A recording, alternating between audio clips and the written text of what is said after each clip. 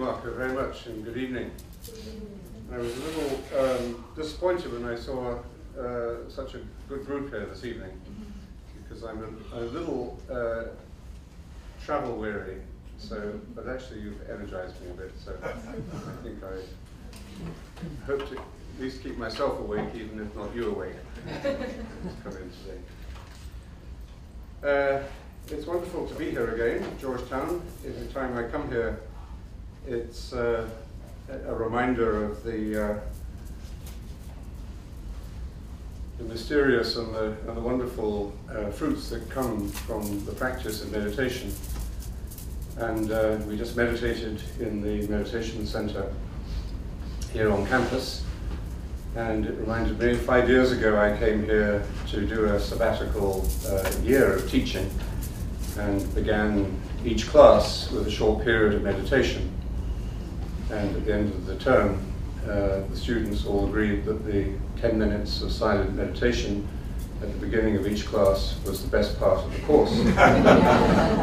And so that I mentioned that to Jack DeJoya, the president, and said I thought there was a real serious response to meditation from the students. But that's the most valuable thing that we could offer them, would be a place of practice, where there would be a regular little dynamo of practice going on. And he was very responsive to that. I didn't actually think he would pick it up. But we did, and then thanks to Dennis and Jane McAuliffe, it began to take shape, originally in a house on Prospect Street. And then 2 years ago, we were given the oldest building on campus, which I think George Washington would have seen. Maybe he's stopped in at and meditated on his way to some important event.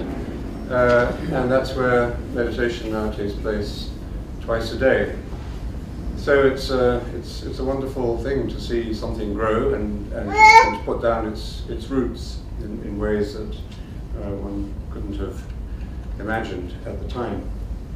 And coming to Washington is always a special event for me, because this is actually where I first learned of meditation. John Main was headmaster of St. Anselm's School here in the late 60s and 70s. And in 1971, I think, I came over to spend Easter here. I was at Oxford at the time, and I had met him when I was at school myself in London.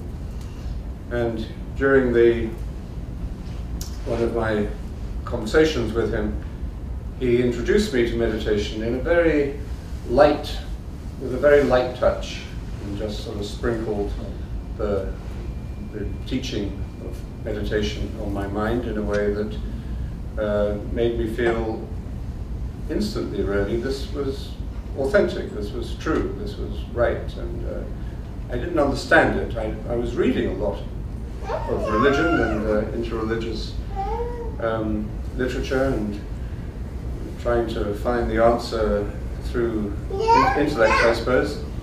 And so when I actually heard of it, I didn't understand it at all. Surprisingly, I probably read about it, but I heard about it as a practice. I didn't understand it, but I did feel it was something I needed to practice. It took me a few years, and when I discovered how undisciplined and what a slow learner I am, I had to become a monk in order to do it. But also coming back to Washington is meaningful to me, because the John Main archives are now housed at the library here, and are being sorted out carefully by the archivist. And that, with the John Main Center, makes Georgetown a very special place in our community. And it has been an inspiration, the meditation center here, the John Main Center for Meditation and Interreligious Dialogue, is being an inspiration to many other universities.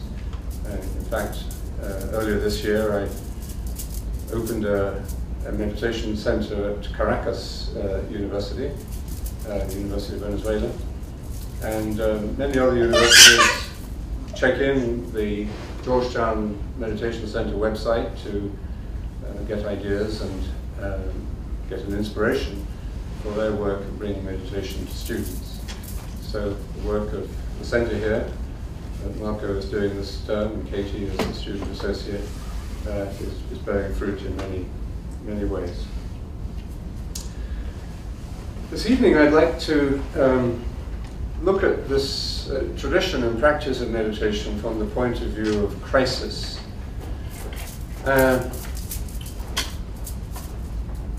In chapter 28 of the book of Genesis, Jacob is in a moment of crisis. Well, he always seems to be in crisis, actually, but this is a particular moment of crisis. He's just cheated Esau, his brother, and he's got Isaac's blessing by deceit. And then he leaves to go and find a wife, probably in some mental turmoil and in a moral crisis. But the economy of the biblical author doesn't describe that. But he spends the night in a certain place, we're told, a certain unnamed place, and uses the stones as a pillow and lays down to sleep.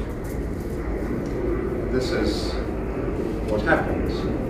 And he dreamed, and behold, a ladder set up on the earth, and the top of it reached to heaven. And behold, the angels of God ascending and descending on it. And behold, the Lord stood above it, and said, I am the Lord God of Abraham, thy father, and the God of Isaac. And then God makes his promise to Jacob, the promise of his destiny, of his progeny, and of the fulfillment of his seed. And then Jacob awakened from his sleep. All of this took place in a dream. And he said, surely the Lord is in this place, and I knew it not. And he was afraid, and said, how dreadful is this place! This is none other but the house of God, and this is the gate of heaven. We see a reference to Jacob's ladder in the first chapter of St. John's Gospel, where Jesus is speaking to Nathanael and tells him that he shall see greater things than he has seen so far. He shall see heaven open and the angels of God ascending and descending on the Son of Man. We see this idea of a ladder between heaven and earth also in the longest chapter of the Rule of St. Benedict, the chapter on humility, which is the first of the 12-step programs of the Christian tradition, the 12 steps of humility.